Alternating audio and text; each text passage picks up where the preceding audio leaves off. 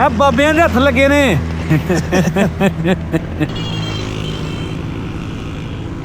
अस्सलाम वालेकुम, ਕੀ ਹਾਲ ਹੈ ਜੀ? ਠੀਕ ਹੋ? ਕੀ ਹੋਇਆ ਮੋਟਰਸਾਈਕਲ ਨੂੰ?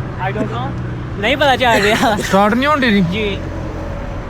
ਪੈਟਰੋਲ ਹੈ ਵੇ? ਪੈਟਰੋਲ ਫੁੱਲ ਹੈ। ਉਹ ਤੱਕ ਨਾ ਕੇ ਧੱਕੇ ਲਾ ਇਹਨਾਂ ਨਾਲ ਵੀ ਹੋਈ ਕਿ ਨਹੀਂ ਹੋਈ? ਨਹੀਂ ਤੱਕ ਪੈਦਾ ਕਰਨਾ ਕਾਕੇ ਕਦੀ ਹੱਲ ਨਹੀਂ ਕੀਤਾ। ਸ਼ਾਇਦ ਆਵਰ ਕਰੰਟ ਆ ਰਹੀ ਹੈ ਜੀ ਕਰੰਟ ਆ ਰਹੀ। ਮੋਬਿਲ ਵਿੱਚ ਹੈ ਵੇ? ਹਾਂਜੀ ਮੋਬਿਲ ਵਿੱਚ ਹੈ ਵੇ ਰਜੇ? ਇੰਜਨ 'ਚ ਮੋਬਿਲ ਚੈੱਕ ਕੀਤਾ? ਜੀ ਜੀ ਉਹ ਨਹੀਂ ਵਸਾ ਖਾਂਦਾ ਜਿਹਦੀ ਗੱਡੀ ਹੈ। ਇਹਦੇ ਫਿਲਟਰ 'ਚ ਹਵਾ ਪੈ ਜਾਂਦੀ ਹੈ। ਲੋ ਹਾਂ ਹੋਈ ਸਟਾਰਟ ਕਿ ਨਹੀਂ ਹੋਈ?